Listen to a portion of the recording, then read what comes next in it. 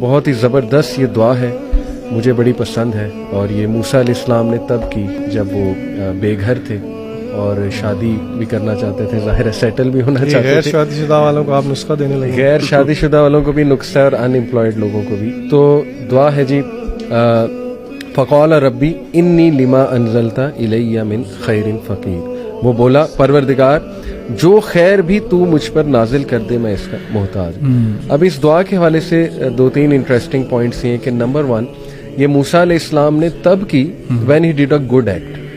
وہ جو ان کی بیٹیاں تھیں، شعیب علیہ السلام، ان کی بیٹیاں تھیں، ان کے جانوروں کو پانی پلایا، ان کی مدد کی اللہ کے لیے، اور دیکھیں اس کے بعد اس ایکٹ کو واسطہ بنایا اور اللہ کے سامنے اپنی بیچارگی پیش کی کہ اللہ میں تجھ سے دعا کرتا ہوں۔ اور دوسری بڑی زبردست بات اس میں یہ ہے کہ موسیٰ علیہ السلام نے خود دعا کی، ان کو نہیں کہا کہ تم میرے لیے دعا فرما دینا۔ دیکھیے اللہ کو پسند ہے، خود کیوں نہیں دعا کرتے؟ ہم سب کو کہتے ہیں جی میرے لیے ہدایت کی دعا کریں، اور یہ موسیٰ علیہ السلام کی وہ اسٹیٹ تھی، نہ ان کے پاس کوئی گھر تھا، نہ کوئی کام کاج تھا، بالکل غیر علاقے میں تھے، اور بالکل انہوں نے کوئی ریٹرن بھی نہیں لیا، ریٹرن بھی کچھ نہیں لیا، اور دیکھیں اس کے نتیجے میں شادی بھی ہوئی، ان کو وہاں رہائش بھی ملی الحمدللہ، اور امپلائمنٹ بھی ملی۔